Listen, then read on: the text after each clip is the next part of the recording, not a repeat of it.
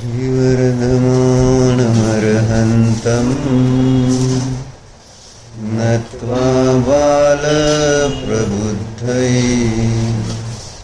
विरच्यते मितस्पष्ट सन्दर्भन्यायदीपिकाम्।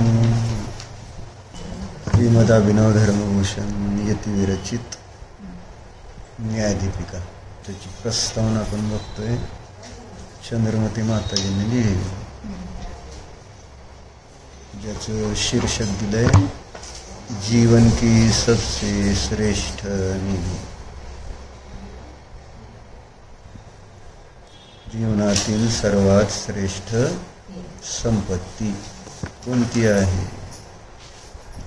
तर ही अध्यात्म न्यायदीपिका आहे. आता त्याचं कारण अजून आपल्याला आत्ता कळणार नाही, आणि कारण तेव्हाच प्रतीतेला येईल जेव्हा याच्यामध्ये सांगितलेल्या विषयाची आपण प्रत्यक्ष अनुभूती घेऊ. तेव्हाच ती का जीवनातली सर्वात श्रेष्ठ निधी आहे. शब्दाच्या माध्यमातून त्याचं वर्णन करण्याचा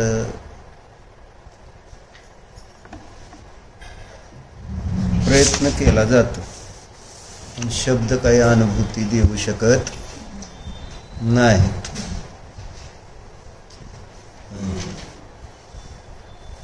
अनुभव हा प्रत्यक्ष आहे आणि त्याच्या संबंधीची चर्चा आहे ती परोक्ष आहे. म्हणून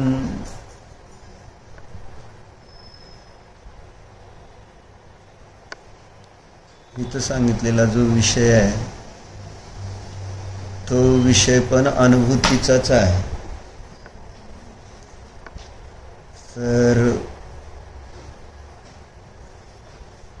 न्यायदीपिका ग्रंथामध्ये विषय कोणता आलाय आणि न्यायदीपिका कशासाठी वाचायची, या दोन प्रश्नाची उत्तरं या प्रस्तावनेमध्ये आम्हाला सांगितली. त्यातल्या पण पहिली ओळ बघत होतो की कोई भी जीव हो वह सुख शांति से जीवन जीना चाहता है. बरोबर आहे.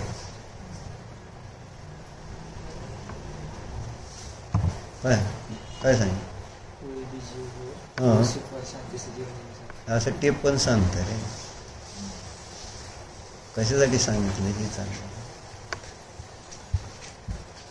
काय सांगितलं त्याच्यावर परवा दिवशी, आणि त्याच्यावर आपण किती विचार केला. काय सांगितलं?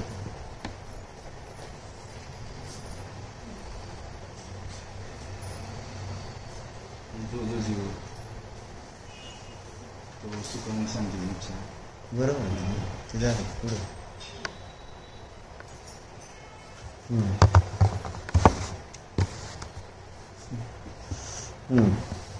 पुढं काय झालं? मनुष्य पर्यायाची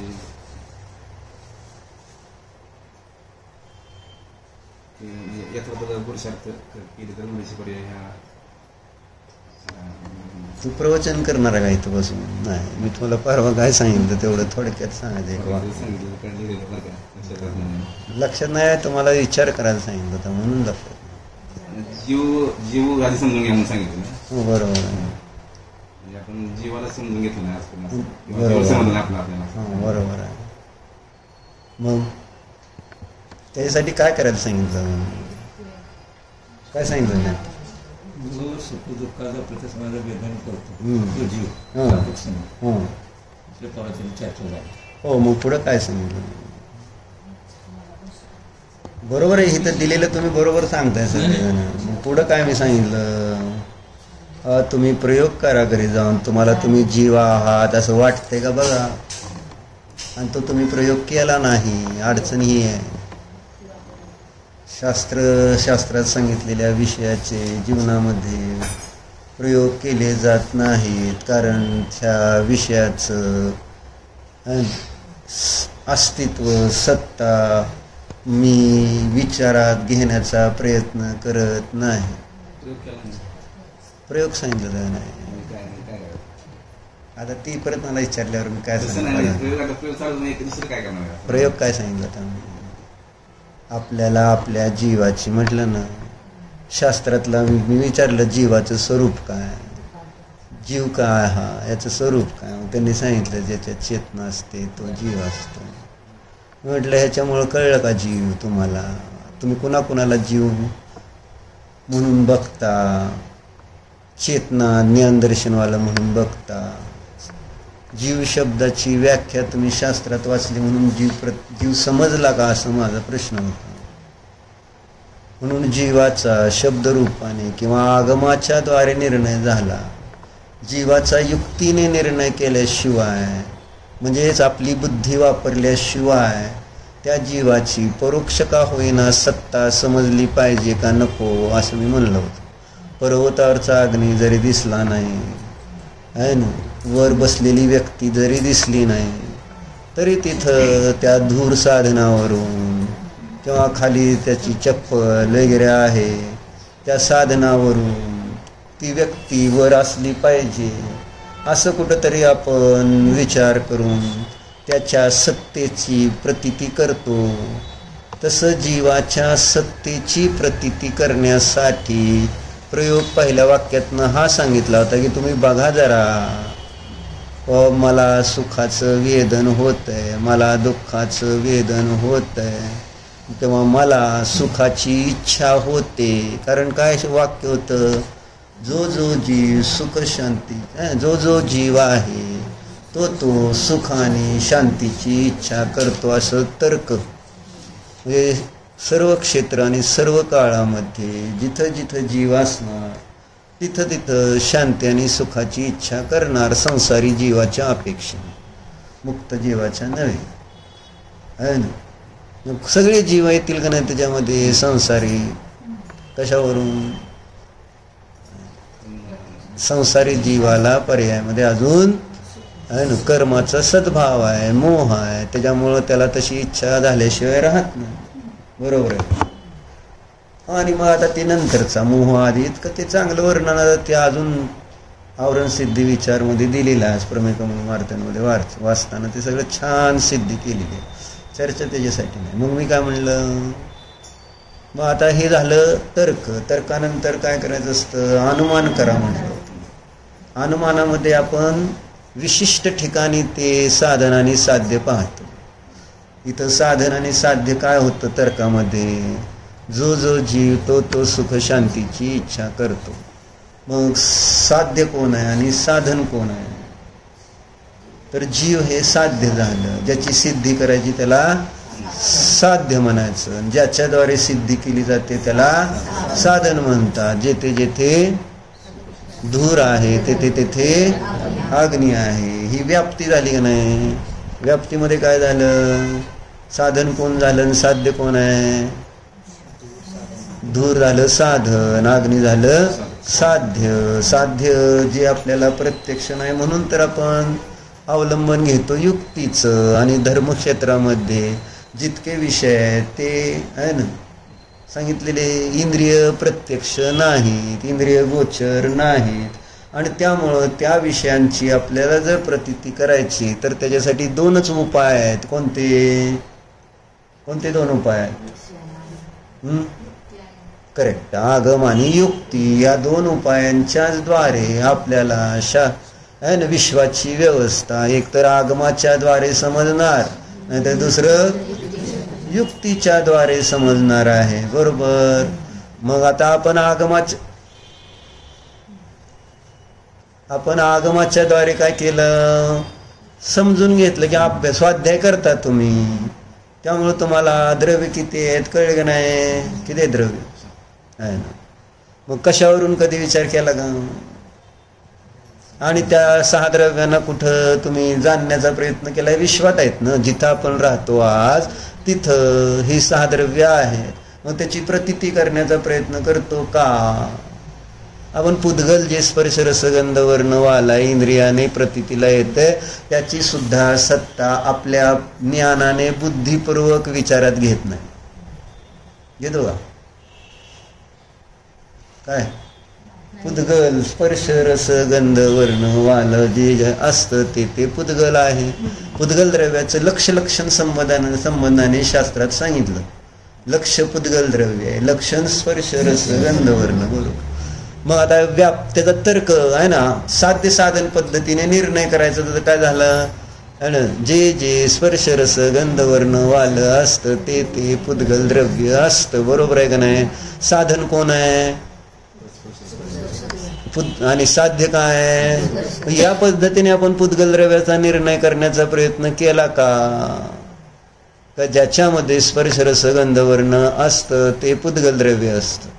मग जे पैसे तुमच्या जवळ आहे त्याच्यामध्ये तुम्ही कधी स्पर्श रस गंध वर्ण पाहून त्याला पुद्गल जाणण्याचा प्रयत्न केला का? म्हणायला काय जाते पुद्गल द्रव्य? पैसे पडतात का पुद्गल द्रव्य म्हणायला? आहे ना, तुम्ही म्हणून टाकचाल की जरी ते इंद्रियाने प्रत्यक्ष असलं तरी सुद्धा आचार्यांनी अशा गोष्टींचा आहे ना निर्णय करण्यासाठी अन्य प्रमाणाचं पण अवलंबन घ्या म्हणून सांगितलं. त्याची बुद्धिपूर्वक सत्ता समजण्यासाठी. शब्दरूपाने पुद्गल द्रव्य समजलं म्हणून त्याच्यातलं आपल्याला आहे ना म्हणजे त्याच्यामध्ये माझी सत्ता नाही प्रतीतीला आली का? कारण आपण पुद्गलाची पुद्गल मात्र थोडीच सत्ता पाहतो. जे पैसे तुमच्या जवळ आहे त्याची तुम्ही सत्ता पुद्गल स्पर्श रसगंध वर्ण म्हणून पाहता. तर जसं तुम्ही स्वतःला शरीर आणि जीव मिळून एक वस्तू पाहता तसंच जे तुमचं धन आणि तुम्ही यांना एक म्हणून नाही पाहत आपण.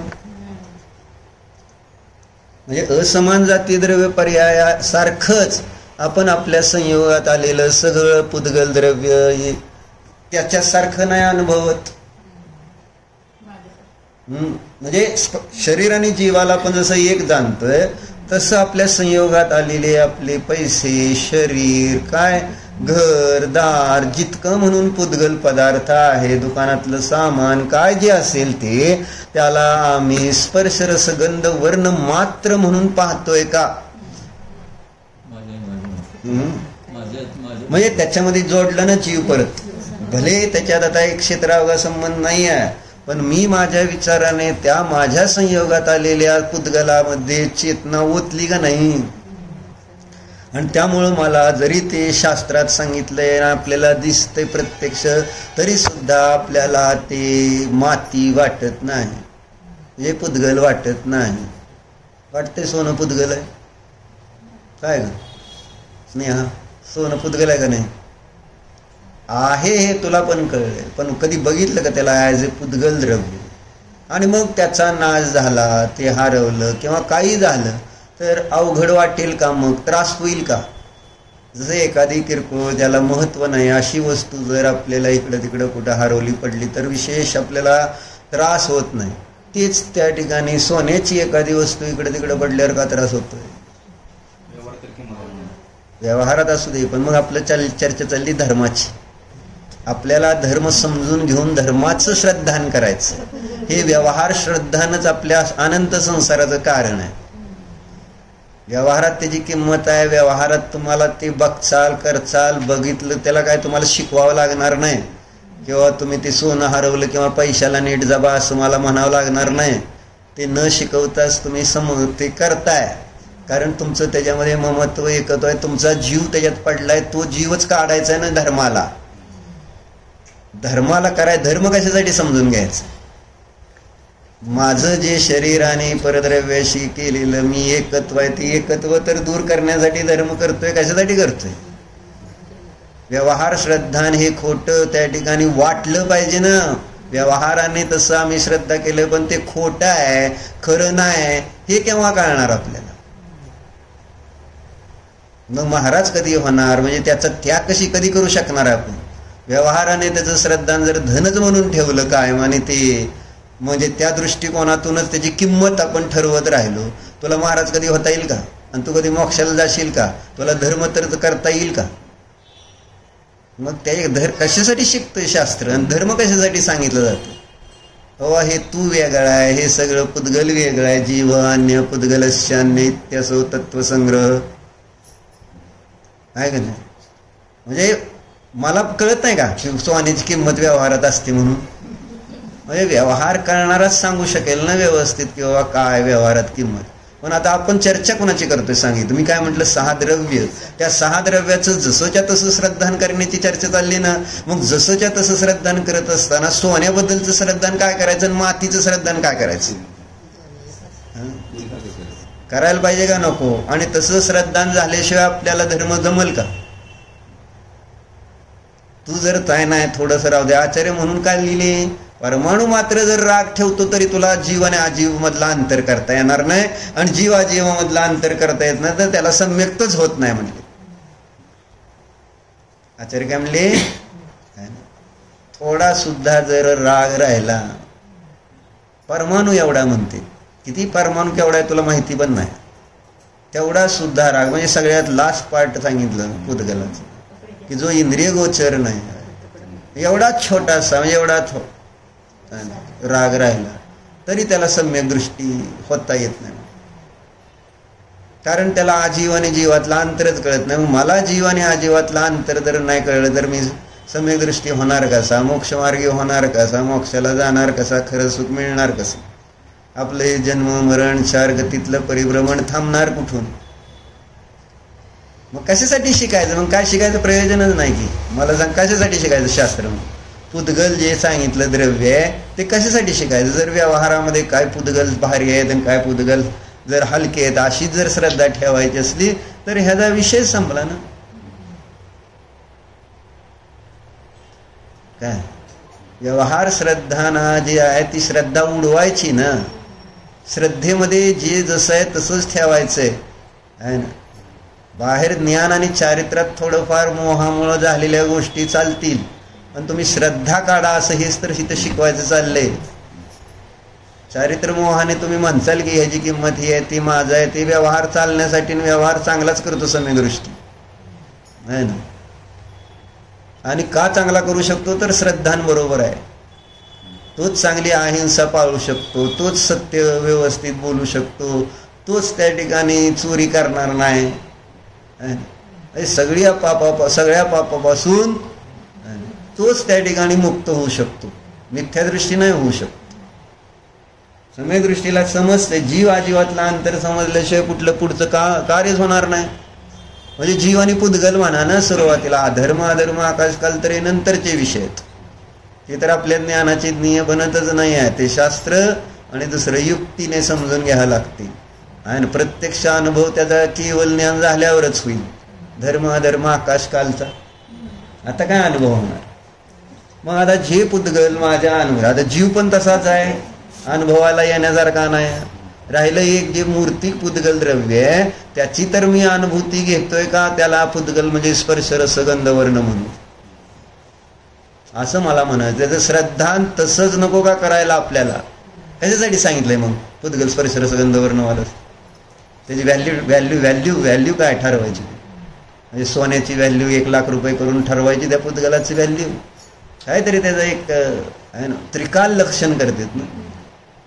ते सोनं माती होते आणि तुमच्या हातात राहते तेव्हा ते घासतं, इकडे तिकडे पडतं, माती जात नाही. ते परमाणू पुन्हा त्या ठिकाणी अन्य रूपाने परिणमन करणार नाहीत. आणि जसा स्कंद होतो, स्कंद काय स्निग्ध रक्षत्वात बंद, इथनं सुटले परमाणू कुठल्याही दुसऱ्या ह्याच्याशी. आज सोनं रूपाने आहेत, उद्या मल रूपाने होतील तेच परमाणू.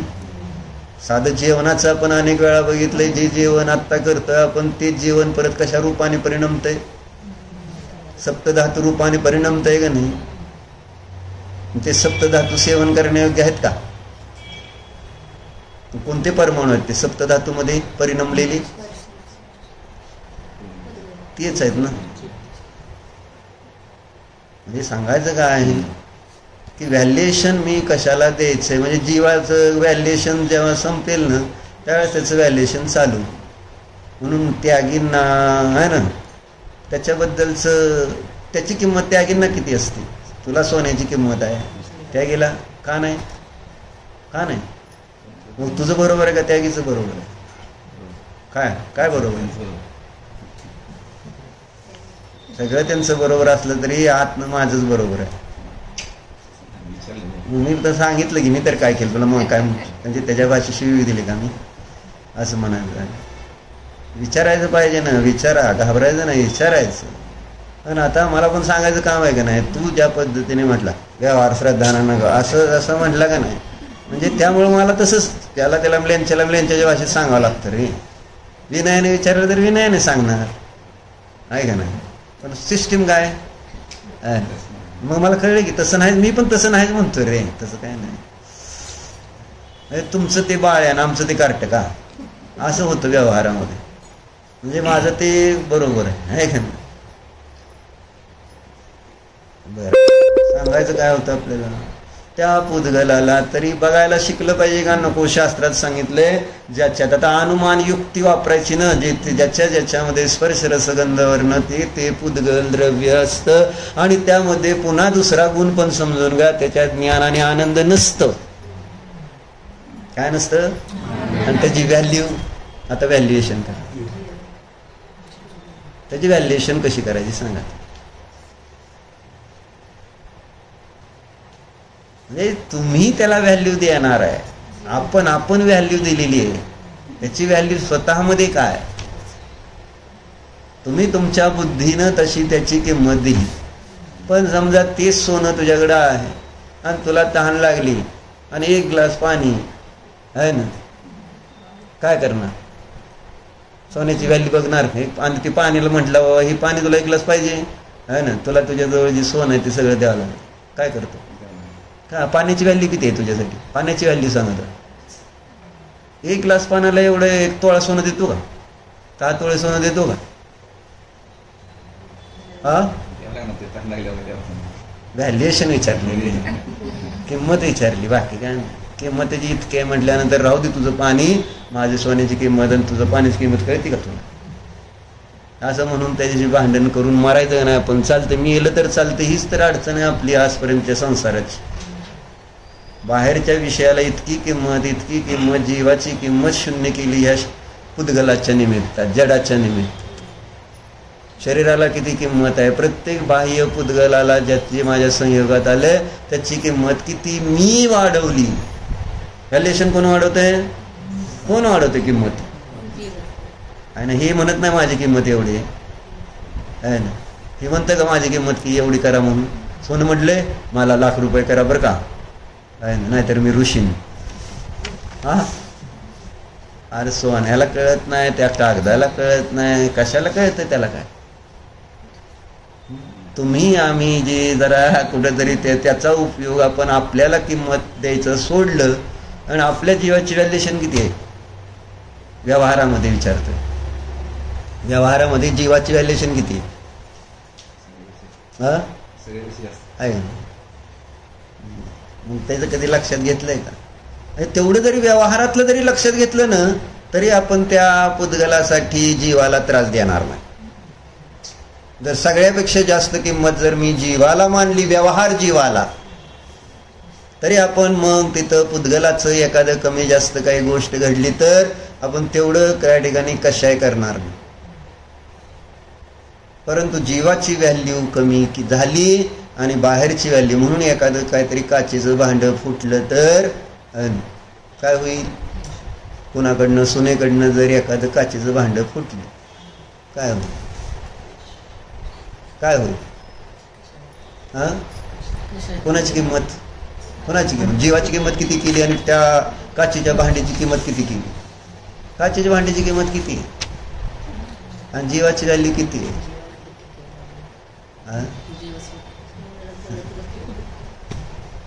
म्हणजे जर जीवाची व्यवहाराने सुद्धा तुम्ही किंमत करायला लागा ना, सगळं तुम्ही सगळं समर्पित करचाल, सुनेला काय झालं तर सगळं देताल का नाही? पैसे खर्च करताल का नाही? म्हणजे सगळं आपण तिथं जीवाला मुख्यतः देणार आहे की, पण वेळ आल्याशिवाय नाही. जोपर्यंत त्या जीवाला काहीतरी असा असाध्य रोग होत नाही, काहीतरी अडचणीत नाही येत, म्हणजे समजा सिद्धमचं अपहरण केलं कुणी, कळतं ना? अपहरण म्हणजे किडनॅप केलं, किती पैसे देणार?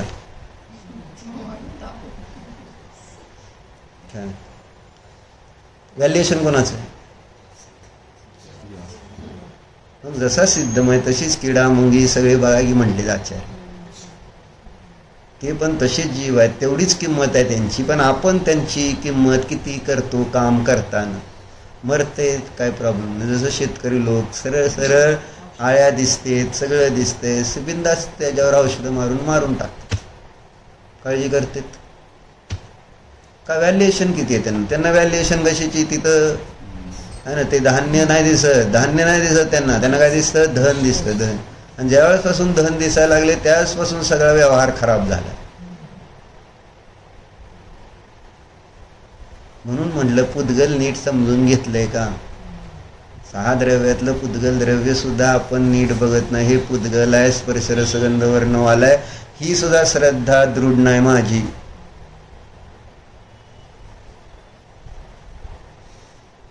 ती दृढ झाली तर जुगुप्सा होणार नाही, भीती वाटणार नाही, कुठलाच कशाय होणार नाही. बरोबर आहे. म्हणून म्हटलं हे द्रव्य, म्हटलं मग हे शरीराकडे बघितलं आहे ना, हे शरीर कसं आहे? मग हात लावून बघितलं, स्पर्श आहे का नाही? मग ज्याच्यात स्पर्श आहे ते कोणतं द्रव्य आहे? म्हणून कधी शरीराला पुद्गल म्हणून कधी बघण्याचा प्रयत्न केला का? बुद्धिपूर्वक प्रयोगच नाही करणार. म्हणून मी म्हटलं त्या दिवशी तुम्हाला प्रयोग करा बाबा, की मी जीव कशावर नाही, तुम्हाला जीवाची सत्ता जाणून घ्यायची का नाही. या एवढ्या वाक्यावरूनच आपण चर्चा केली का नाही, की इथं जर सांगितलं ज्याला ज्याला सुखशांतीची इच्छा आहे तो जीव, मला सुखशांतीची इच्छा आहे म्हणून मी जीव. मग मला सुखशांतीची इच्छा आहे का हे तर बघितलं का मी? आणि जर मला इच्छा आहे तर मग मी जीव आहे. दिसत नाही पण एक निर्णय तर करता येईल ना परोक्ष वस्तूचा. जीव आज साक्षात नाही झाला म्हणून पहिल्यांदा साक्षात थोडीच प्रतीती येणार आहे त्याची. पहिल्यांदा तुम्ही शास्त्रात वाचाल, कोणाच्या गुरुच्या मुखातून ऐकचाल, आणि त्यानंतर पुढचं काम कोणतं आहे? तुम्ही तुमची बुद्धी वापरा ना आता. आणि आम्ही वापरत नाही इथं बुद्धी. तिथं कसं बुद्धी वापरली? व्यवहार श्रद्धा म्हणून. अशीच बुद्धी जर धर्मात वापरली असती तर तो आज मोक्षाला गेला असता. कुठं वापरली बुद्धी आपण? सोन्याचं व्यवहारात व्यवहार श्रद्धान. तिथं बरोबर डोकं चालतंय का नाही? काय म्हणतोय मी? होय तर म्हणते. व्यवहारात माझं बरोबर डोकं चालतं. कोणती गोष्ट कशी करायची, काय करायची, जेणेकरून मला शांती मिळेल. बरोबर आहे. प्रत्येक गोष्टीकडे आपण काय करतो? स्नेहात आहे, मन लावून लक्ष देतो का नाही, घालतो का नाही त्याच्यात? इथं किती आपण मन लावून लक्ष घालतो? व्यवहार हा पण एक व्यवहार नाही का? पुद्गलाला पुद्गल समजणं हा एक व्यवहार आहे. स्पर्श रसगंध वर्ण वाल पुद्गल आहे. तुम्ही एवढा आज प्रयोग करून बघा, नाही तुम्हाला सगळं मग वेगळं, जरा विश्व वेगळं दिसेल. पण तुम्हाला अजून विश्व वेगळं बघायचंच नाही. तुम्हाला जसं दिसलंय तसंच तुम्हाला ठेवायचं. आणि त्यामुळं तिथं जरी शास्त्रात सांगितलं की ज्याच्यात स्पर्श रसगंध वर्ण असतं ते पुद्गल असतं, शरीरात स्पर्श रसगंध वर्ण आहे म्हणून शरीर पुद्गल द्रव्य आहे, धनामध्ये स्पर्श रसगंध वर्ण आहे म्हणून ते पुद्गल द्रव्य आहे. प्रत्येक गोष्टीला पुद्गल जे तुम्हाला ना त्याच्यात लावा ना, बुद्धी लावा, हे पुद्गल आहे, पुद्गल आहे, पुद्गल आहे, पुद्गल आहे. हे तर कधी तुम्ही म्हणायला शिकणार? हा जीव नाही, जीव नाही, जीव नाही. जीवात चेतना असते, पुद्गलात चेतना नाही. म्हणून आचार्याने गाथा लिहिल्या 390 पासून 404 पर्यंत की शास्त्र म्हणजे ज्ञान नाही, शब्द म्हणजे ज्ञान नाही, वर्ण म्हणजे ज्ञान नाही, रूप म्हणजे ज्ञान नाही, गंध म्हणजे ज्ञान नाही, शब्द म्हणजे ज्ञान नाही, रस म्हणजे ज्ञान नाही, गंध म्हणजे ज्ञान नाही, शब्द म्हणजे आपलं स्पर्श म्हणजे ज्ञान नाही. सगळं सांगतात का नाही? प्रत्येक वेळेस ज्ञान नाही, ज्ञान नाही, कारण जाणत नाही, जाणत नाही, जाणत नाही असा हेतू दिला का नाही? आणि तो हेतू देऊन काय म्हटले? म्हणून ज्ञान वेगळं आहे आणि शब्द वेगळा आहे, ज्ञान वेगळा आहे, वर्ण वेगळा आहे, ज्ञान वेगळं आहे, रूप वेगळं आहे, ज्ञान वेगळं आहे, गंध वेगळा आहे, ज्ञान वेगळा आहे, रस वेगळा आहे, ज्ञान वेगळा आहे, स्पर्श वेगळा आहे. वेगळं वेगळं कळायला पाहिजे का नको? कशासाठी सांगितलं जीवपुद्गल धर्माधर्म आकाश का? कारण हे वेगवेगळे वाटत नाहीत. हीच तर आपली अडचण आहे ना, वेगळं वेगळं न वाटणं. त्याच्यामुळं आपण अडचणीत आलोय ना, वेगळं नाही वाटत म्हणून. म्हणून याला जगायला शिकलं पाहिजे. नुसतं तुषमाश भिन्न किती सगळ्याला पाठ झाले. कोण कोण तुषमाशचा प्रयोग करते आणि लागून तुषमाश शरीराला आता रोग आहे, आजार आहे, तुष भिन्न आहे, माश भिन्न आहे, बाबा हे खोलपटाप्रमाणे शरीर आहे, त्याच्यात राहणारा मी चेतन आत्मा आहे, तो तर निरोगी आहे, निरामय आहे, स्वस्थ आहे, अशा पद्धतीने होते. मला आजारी आहे, मला चक्कर येते, मला त्रास होतोय, मला बरं करा, मला कसं तरी होते. नाही नाही, करा म्हणजे काय सांगायचं असं. तुषमाश भिन्न लावलं जाते का तिथं? फलपट आहे, फलपट आहे, फलपट आहे. जर त्याच्यात ताकद एवढी आहे मोक्षाला नेणे एवढी, केवढ्या एका बारक्या सूत्रात ताकद आहे मोक्षाला न्यायची. कशाला लागते अभ्यास? फलपटाप्रमाणे सगळं आहे, बाहेरचं आणि डाळीप्रमाणे हा शुद्ध आत्मा आहे. बस होत नाही एवढं? कशाला पाहिजे सगळं जास्त? प्रयोग करा ना. ते बघा, तुम्हाला काय गरज नाही आहे अभ्यासाची. सिद्धम न्याय नको, काय नको. तसं तर एवढं तुम्हाला तरी एवढीच बुद्धी आहे ना, तर एवढ्या त्याच्यावर करा ना काम. पण बुद्धी जास्त आहे म्हणून हे शिकावं लागतं. बुद्धी जास्त आहे का नाही? का नाही? व्यवहार श्रद्धा ह्याच्यावरनं कळते की बुद्धी जास्त आहे का नाही? जास्त बुद्धी. अभिजितजी बरोबर आपल्याला कुठं काय सांगायचं येते का ना सांगता?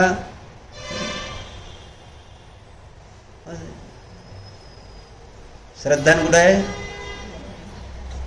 इथं किती तुम्ही बॉम्बला असं म्हणायचं थोडं. म्हणून म्हटलं हा साधा प्रयोग म्हटला. तुम्ही म्हणताय काय सांगितलं तुम्ही? प्रयोग म्हणजे काय? हा मला उलटा प्रश्न विचारला. प्रयोग म्हणजे काय?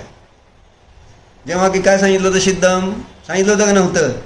की इथं कारण आता जेव्हा व्याप्ती सांगितली त्याच्यानंतर विशिष्ट ठिकाणी साध्य, जसं सांगितलं ना, जेथे जेथे धूर तिथे तिथे अग्नी. त्याच्यानंतर ती धूर अग्नीचा निर्णय करण्यासाठी एका पर्वतावर आपण धूर बघितलाय आणि म्हणून तिथं अग्नी आहे असं निर्णय केलाय विशिष्ट पर्वतावर. मग आता इथं प्रयोग करायला नको मी जीव आहे म्हणून, आणि माझ्यासाठी युक्ती दिलेली आहे. माझ्याजवळ क्रोध आहे म्हणून मी जीव आहे, माझ्याजवळ लोभ आहे. त्या दिवशी मी हा चिंतन झालं माझं उलट चांगलं त्या निमित्तात. अरे कुठलंही एक त्या ठिकाणी भाव घेतला तर मला माझ्या जीवाला हुडकता येतंय. पण मला जीवाला शोधायचंय कुठं?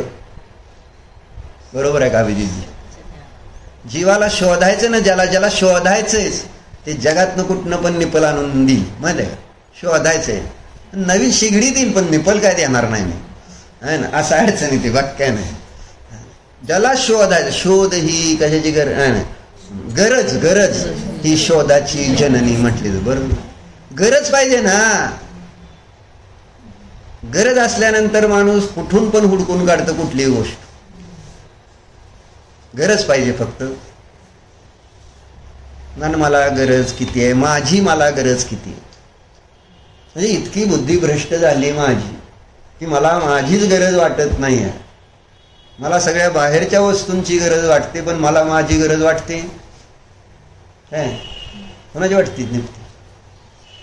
मला आता फिरायला जायचंय तीर्थयात्रेला. आम्हांच्या तिथे राहिलं तर तीर्थयात्रा होणार नाही चांगली. अजून कुठं तीर्थयात्रा होईल चांगली? बाहेर फिरून होईल का आम्हांची सेवा करून होईल? जायचंय कुठं, पण आता का आली तर जायचंय आम्हाला. आता फिरायला जायचंय म्हणून आता तयारी करावं लागणार नाही. बरोबर आहे का नाही? आम्हांकडे असं जायचं की आम्हाच व्हायला पाहिजे. परत आपल्याला असं वाटलं ना, नको वा ते संसार किती चांगला आहे, निवांत आहे, काय टेन्शन नाही, विकल्पना आहे, आपलं सेवा करायची, ज्ञान ध्यान करायचं, विषय संपला. सवय लागली आणि त्या सवयीमुळे माणूस पुन्हा वाईट सवय म्हणायची सोडत नाही ना लवकर. ही व्यसन आहे संसाराचं मला लागलेलं, कशायांचं, विवाहांचं, विकारांचं. त्याच्याशिवाय आपल्याला चैन पडत नाही. बरोबर आहे. म्हणून ध्यान करू वाटत नाही. बघताय ना, ध्यानात मन लागत नाही म्हणूनच. कारण विकारच नाही तर मग ध्यान मन कसं लागत. इतके अभ्यस्त झालोय माकडासारखं. त्या कोणत्या माकडासारखं? कोणत्या माकडासारखं? ज्याला भरपूर मारलं जात होतं आणि मग त्याला खायला दिलं जात होतं. काय आधी मारायचं आणि मग खायला द्यायचं. करता करता आता त्याला त्याचा अभ्यास झाला. मग एक दिवस अशीच तिथं खायला दिलं, मारलंच नाही. खातंय काय?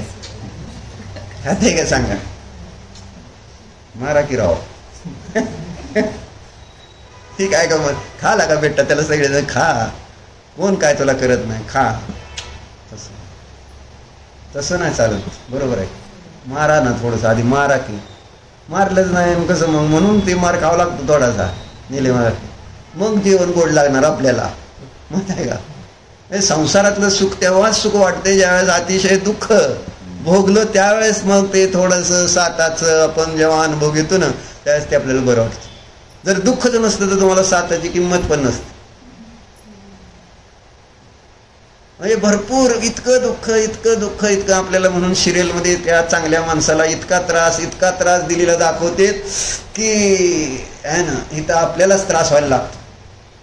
आणि मग त्या सगळ्या त्रासातनं थोडंसं कुठंतरी तिचं चांगलं झालेलं एखादं तरी चांगला किस्सा तिच्या बाबतीत दाखवला, त्या पात्रा बाबतीत, तर आपल्याला इथं एक छान वाटतं.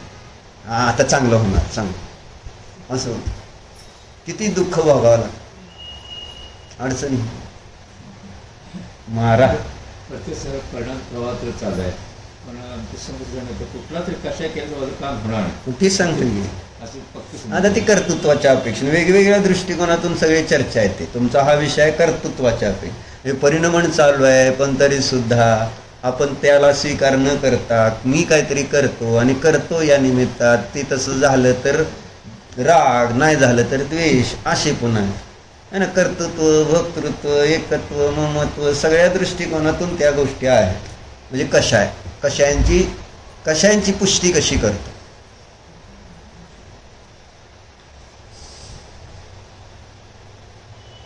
बरोबर आहे काय? मार खाल्ल्याशिवाय नको ना. बरोबर. चर्चा काय सांगत होतो? ही जीव आहे, मी जीव आहे, ह्याचा निर्णय आपल्यालाच करावा लागेल ना. मी तुमच्या बुद्धीमध्ये हे बसवू शकेन काय? आहे ना. मी किती जरी म्हटलं, इथं आचार्य किती जरी म्हटले, देवाने किती जरी सांगितलं, म्हणून आपली बुद्धी चेंज होणार आहे? इथं तर स्वतंत्रता लक्षात घ्यावी लागेल. नाही बाबा, दुसरं नाही तर मग नेलाच ते कोणीतरी मोक्षाला. कधीच नेल नसतं आपल्याला मोक्षाला कोणीतरी. नाही ना. माझी बुद्धी ज्यावेळेस पलटत नाही तोपर्यंत देव जरी इथं समोर आला तरी काही फरक पडणार नाही. आणि जिथं माझी बुद्धी पलटली तिथं देव नसला तरी आणि माझं काम होणार. 7व्या नरकात काम होतं, देव नसते. देव नाही, गुरु नाही, काय नाही तिथं. पण 7व्या नरकात सुद्धा तिथं सगळ्या प्रतिकूलतेमध्ये बुद्धी पलटली, काम झालं. आणि स्वर्गात जरी गेला नवग्रहिकामध्ये बुद्धी पलटत नाही तर तिथं समोर देव असू देत, आहे ना, धर्म असू दे, सगळी अनुकूलता आहे, पण बुद्धी पलटत नाही तर बुद्धी कोण पलटवणार? नाहीतर जर आपण पलटवली असती तर मागच मोक्षाला गेलो असतो. मी पलटवलं तर पलटणार. म्हणजे आपल्या अधीन आहे ते कार्य, ते स्वतंत्रतेचं कार्य आहे, दुसऱ्याचं नव्हे. मग तुम्ही आम्ही ठरवायचं की काय आपल्याला करायचंय ते. म्हणून थोडं याचं वाचन, मनन, चिंतन जर वाढलं केलं तरच आपल्याला आहे ना ह्याची महिमा येईल. आणि याच्यासाठी मग माझं समर्पण होऊ लागेल. म्हणजे ह्याची किंमत, सोन्याची किंमत लाख, बरोबर आहे, त्याची व्यवहारात किंमत आहे. याची किंमत किती? व्यवहारात ह्याची किंमत आहे का नाही? काय ह्याची व्यवहारातली किंमत किती आहे? किती आहे किंमत ह्याची व्यवहारातली?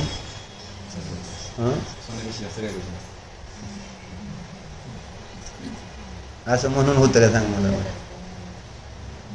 सोन्यापेक्षा जास्त आहे असं म्हणून त्याची किंमत झाली का? असं श्रद्धा म्हटलं नाही. म्हणणं सोपं आहे, पण मान्यता होणं अवघड झालं. तुला कळलंय हे, मला पण कळलं की तुला हे कळलं की ह्याची किंमत जास्त. पण तरी सुद्धा जर श्रद्धान बघितलं तर अजून कशावर आहे. म्हणून आज तू काय शास्त्र ते घरातलं सोनं कपाटातलं काढून बाहेर ठेवणार आहे आणि शास्त्र त्या सोन्याच्या कपाटात ठेवणार आहे किंमत ह्याची जास्त आहे म्हणून. मी किंमत ठरवणार आहे कशावरून? कशावरून? पैसे पैसे पैसे. ह्याला किती पैसे येतील? ह्याला किती पैसे येतील? बाजारात गेलं विकायला तर किती पैसे येतील? ह्याला किती पैसे देणार? मूल्यच नाही त्याचं असं सांगितलं त्यांनी. मग काय म्हटलं अमूल्य आहे म्हणजे ज्याचं मूल्यच नाही, झिरो व्हॅल्यू आहे, ह्याला काय सुद्धा नाही देणार आम्ही. 1 तोळा देता का? हे दिल्यावर हां घ्या 1 तोळा द्या.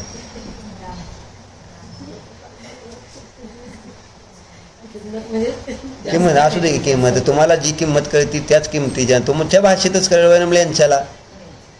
तुम्हाला किंमत कशाची सांगा? सोन्याची आहे का नाही? हां नाही आता नाही, आता पुस्तक घ्यायचंय म्हणून आता सोन्याची किंमत नाही, पुस्तकाची जो व्हॅल्युएशन आपल्याला तयार करावं लागेल. याचं सुद्धा म्हटलं ना, जसं तुम्ही सोन्याचं तयार केलंय का नाही, बुद्धिपूर्वक करताय का नाही, तुम्हाला सांगून सांगून केलं तयार ते है ना, हे महाग असतं हे महाग असतं ह्याची किंमत अशी, हे सगळ्यांनी सांगितलंय आणि तयार झालं. बरोबर. मग आता आपणच सांगावं लागेल ना आपल्याला. व्हॅल्युएशन याचं आहे, सम्यक ज्ञानाची किंमत आहे. जर सम्यक ज्ञान नसेल तर काय नाही, पण ते दिसलं पाहिजे ना. सम्यक ज्ञानाच्या अभावामधलं जे दुःख आहे, जो त्रास आहे ना, जसं मोबाईल हरवला तर किती दुःखान किती त्रास आहे, किती दुःखान त्रास असतो. त्याची चर्चा किती होते, किती दिवस होईल, कसा गेला, कुठं गेला, काय गेला, काय करत होता, शेवटी कधी ठेवला, प्रत्येक गोष्टीची चर्चा पुन्हा पुन्हा पुन्हा पुन्हा कुठपर्यंत होत राहणार. नवीन घेतलं की सर तसंच आहे. झाले की आता ते गेलं, गंगेला मिळालं. नवीन आल्यानंतर काय नाही, नवीन पर्याय आले की मागचं सगळं दुःख विसरतं.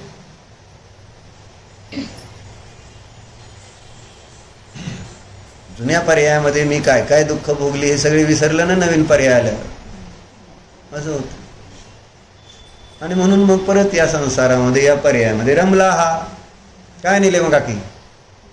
बरोबर आहे का? रमलाय का नाही संसारात? का नाही रमला? आहे ना. किती कौतुक आहे विवाहांचं. विवाहान विहान का विवाहान हो नाही विहान का? हां विहान. किती कौतुक आहे. आणि जणू काही एकटाच आहे जगातला ती जीवना, बाकी सगळे आजीव.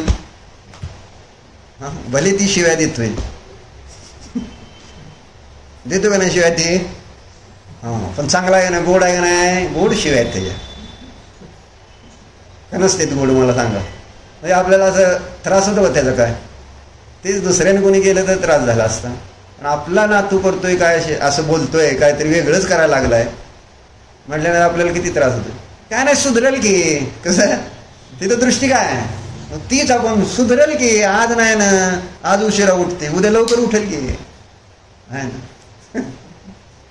प्रत्येक गोष्टीला तुम्हाला धीरच धरावा लागेल. पण तसं नाही ना, जिथं प्रेम आहे तिथं तुम्हाला धीर आहे. पण जिथं आपलेपणा नाही तिथं मला धीरच नाही. आणि म्हणून म्हणतोय आपलेपणा तयार करावा लागतो.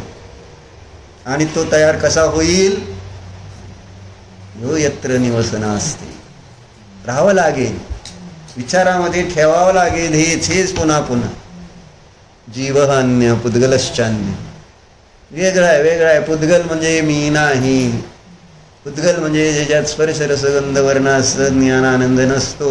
मग हा प्रयोग करणार का तुम्ही आज? आणि नोट बघितली स्पर्श रसगंध, उगच काय जे बघाल त्याला स्पर्श रसगंध वर्ण म्हणा. तर स्पर्श रसगंध वर्ण ज्ञान आनंद रहित आहे नाही. याची व्हॅल्यू किती? ओ जीव झिरो. आणि मी हिरो करा आणि हे झिरो करा, पण हे हिरो आणि मी झिरो झालो. म्हणून आचार्याने सूत्र काय दिलं? यज्जीवस्य उपकाराय तद्देहस्य अपकारकम, यद्देहस्य उपकाराय तज्जीवस्य अपकारकम. Hero zero. जो देहाचा उपकार करतो तिथं जीवाचा व्हॅल्युएशन शून्य होते. आणि जो जीवावर उपकार करेल त्याच्यासाठी देहाची व्हॅल्यू शून्य होते. सोनं जाऊ दे, शरीराची सुद्धा किंमत शून्य होती. माहिती आहे तुला? छिज्जदुवा भिज्जदुवा निज्जदुवा, ते शरीर छेदलं जाव भेदलं जाव काही हो, त्या शरीराचं टेन्शन नाही. त्या परिघराचं माती होऊ दे, काय सुद्धा टेन्शन नाही. अरे इतकं स्ट्रॉंग व्हायला पाहिजे आपल्याला या तत्व इतकं चांगलं मिळालं.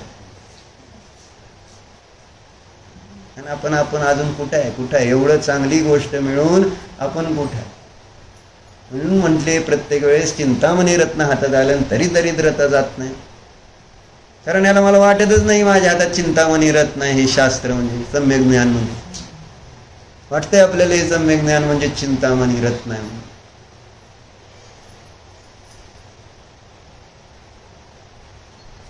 चिंतामणी रत्न ते रत्नच राहणार, म्हणजे ते उद्गलच.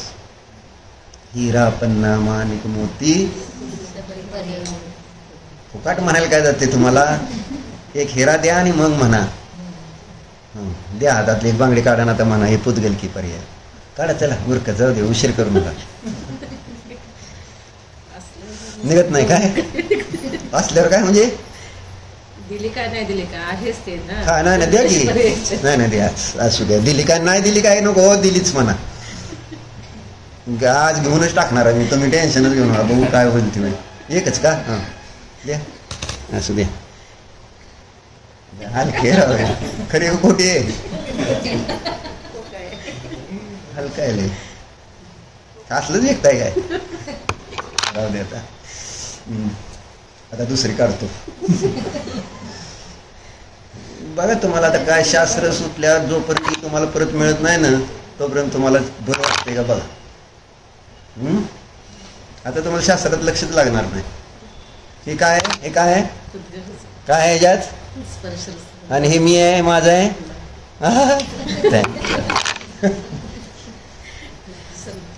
हा श्रद्धान पक्क झालं पाहिजे ना. हा म्हणूनच की श्रद्धानं पक्क करण्यासाठी काढावं लागतं. नो कर्म ही श्रद्धानासाठी. जर काढला नाही तर श्रद्धानाला बाधा येईल. सांगते ना, श्रद्धान बिघडते त्याच्यामुळे. हा नो कर्माकडे लक्ष द्यायचं.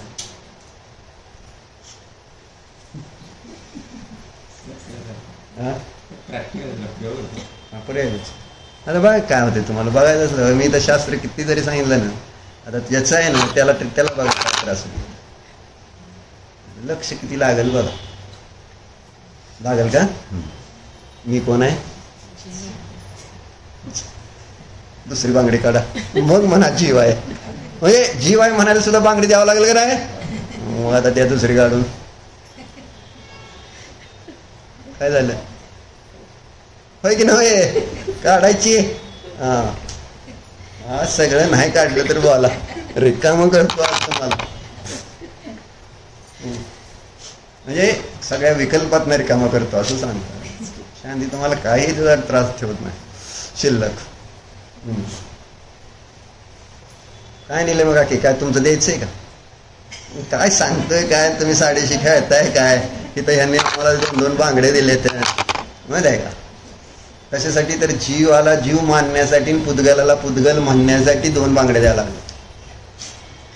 आता आयुष्यभर ते कधीच जीव आणि पुद्गल विसरणार नाही. घालले मोजावं लागेल त्याला. ज्याची किंमत मला आहे ते मोजावं लागेल.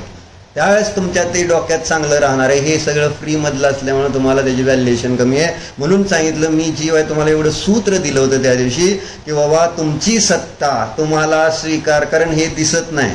इथं माझी सत्ता मला दिसायला हवी किंवा इथं एक चेतन नावाचा जीव नावाचा पदार्थ आहे आणि मग त्याला तुम्ही तुमच्या पर्यायाकडनं बघा ना. आत्ता कोणती असू दे पर्याय. हेच न्यायदीपिकेमध्ये महाराजांनी पुढे सांगितलंय मी शुद्ध आत्मा आहे कारण माझ्यामध्ये क्रोध आहे. शुद्ध सांगितला काय? क्रोध आहे म्हणून अशुद्ध आत्मा नाही म्हटले. क्रोध या पर्यायावरून आत्म्याची सत्ता सिद्ध करायची. क्रोधी आत्मा शुद्ध असतो अशुद्ध असतो? सांगा तर. क्रोधी आत्मा शुद्ध का अशुद्ध? किती प्रश्न येतोय मोठा. पर्यायाकडनं बघितलं तर अशुद्ध म्हणसाल, परंतु इथं दाखवायचं सिद्ध. जसं सांगितलं मला सिद्ध काय करायचं इथं, की तुम्ही जीव आहात, शुद्ध जीव आहात. मग जीवामध्येच अशा विभाव पर्याय उत्पन्न होत आहेत. ज्या अर्थी तिथं त्या ठिकाणी क्रोध होते, त्या अर्थी तिथं शुद्ध चैतन्य तत्व आहे. तिथं त्याची विभाव परिणती प्रगट झाली असताना त्याच्याजवळ शुद्ध स्वभाव आहे. आणि मला जे व्यक्त आहे त्या व्यक्ताकडून अव्यक्त, आता देव बघून आपल्याला शुद्ध आत्मा समजतोय का? कोणाला नाही समजत. शुद्ध पर्यायाकडून शुद्ध आत्मा समजतो का? भगवान शुद्ध पर्यायाने परिणत आहेत, आहे ना, आणि म्हणून ते शुद्ध आत्मा आहेत. पण शुद्ध पर्याय परमात्म्याची आपल्याला कार्य परमात्मा म्हणून शुद्धता, ज्ञान मात्रता आहे ना जी आहे ती आपल्याला लक्षात येते का? कारण का सांगतोय, आपण कधी शुद्धता कुठं प्रत्यक्ष पाहिलेली नाही, अनुभवलेली नाही व्यवहारात कोणामध्ये अशी पूर्ण शुद्धता. कारण आज समोसरण नाही ना कुठेतरी. मग ते बघून तिथली सगळी व्यवस्था, तो चमत्कार वातावरणाचा नवकर्माचा चमत्कार झाला असतो. आज ही होईल, पण कशामुळे होईल? जर श्रद्धान बसलं तर. असं करतात का? त्याला एरोप्लेन मोड असतो माहित आहे ना, नाही तर त्याला ऑफ पण करता येतो, नाही तर तिसरं त्याला आपटून फोडून टाकता येतं. म्हणजे काय आमचाच बंद होतो. 3 माझ्याकडे उपाय आहे, कोणतं करतील? नाही, एक सायलेंट करण्याचा पण उपाय आहे. म्हणजे आणायचाच नाही, पण आणलाय तर आता गरज होती का शास्त्राला? आता रेकॉर्डिंग वगैरे तर काय करायचं नव्हतं.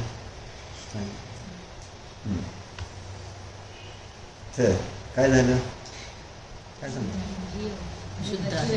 शुद्ध पर्यायाकडून शुद्ध आत्मा समजणं कठीण आहे. कारण शुद्ध पर्याय आणि व्यक्त रूपाने ती सुद्धा इंद्रिय गोचर नाही. शुद्ध पर्याय इंद्रियांचा विषय नाही आहे, परंतु अशुद्ध पर्याय मनाचा विषय होते. क्रोध मला समजतं ना, क्रोध माझ्या ज्ञानाचा ज्ञेय बनतोय ना आज. मग तो ज्ञेय अनुभूतीला येतोय ना, मनाच्या माध्यमातून तो प्रतीतीला येतोय. मग तो क्रोध होतोय, त्या अर्थी जीव आहे. इथं क्रोध होत नाही म्हणजे इथं जीव नाही. हे एकदम ढोबळ शिका. फार लय जास्त आपल्याला कुठं जायचं नाही पुढं गडबडीनं. एवढं जरी समजलं बस आपल्याला काम होणार. काम महत्वाचं आहे. कोणतं काम महत्वाचं आहे? जीवहान्य पुद्गलशान. हे पक्कच झालं पाहिजे.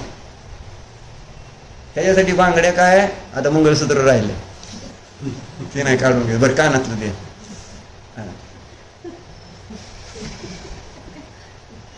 द्यायचेत का? सांगायचं तात्पर्य श्रद्धा दृढ करायचेच. काय असू द्या, बाकी काय महत्वाचं नाही. रत्नत्रय का म्हणलं? रत्न का म्हणलं? श्रद्धानाला. आजच वाक्य आहे काय तर नाही? मग काय वाक्य आहे का आज खालचं तुझ्या? काय वाक्य?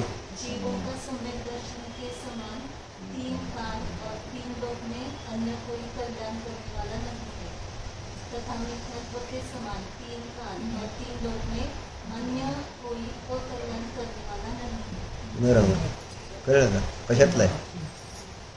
कशातला आहे? कशातला आहे? श्लोक आहे तो. रत्नकरण श्राप आहे आज. सम्यक्त्व न सम्यक्त्व समान आज काहीतरी आहे की एक श्लोक. रत्नकरण श्रापाचार झाले ना तुमचं सतपथला? सतपथ झालंय ना रत्नकरण श्रापाचार? मग काय आलं त्याच्यात? सम्यक्त्व समम न किंचित असती. राईट, हा करेक्ट. सम्यक्त्वासारखं कल्याण करणार 3 लोकांमध्ये दुसरं काही नाही. 3 लोक आणि 3 काळामध्ये. तुम्हाला कळते का? कळते का काय म्हटलं? 3 लोक 3 काळामध्ये सम्यक्त्वासारखं दुसरं कोणती गोष्ट कल्याण करणार नाही. व्हॅल्युएशन किती वाढलं पाहिजे? सगळं जग धूळ वाटलं पाहिजे त्याला, म्हणजे वाटेल त्या जीवाला. संपूर्ण जगातलं वैभव हे कशाप्रमाणे?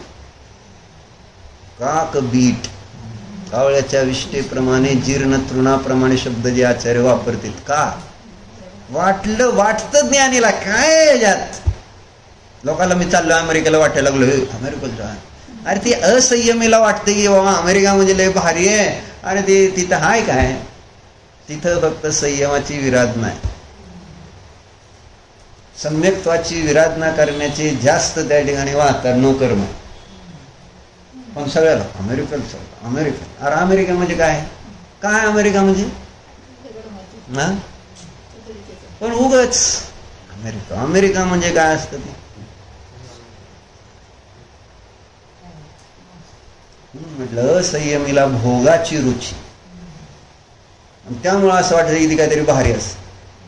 संयमाला किती त्रास होतो माहिती आहे. म्हणून ज्ञानीने सांगितलं महाराजांना जे लोकांचा संपर्क म्हणजे असं अग्नीच्या सानिध्यात आल्यासारखं वाटतं. पोळतो त्यांना त्रास होतो, लय लोक गर्दी झाली.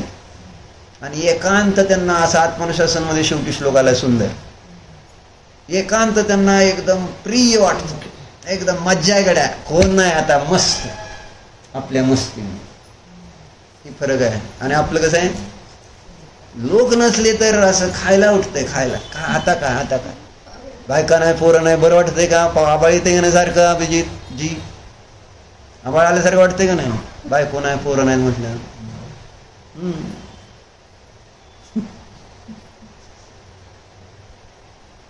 असं होत. बांगड्या नाहीत बांगड्या नाहीत, त्रास मी देणार नाही तुम्हाला माहिती सांगतो. हा बघू 2-4 दिवसांनी वाटलं तर दिल, नाही तर नाही द्यायचं. दान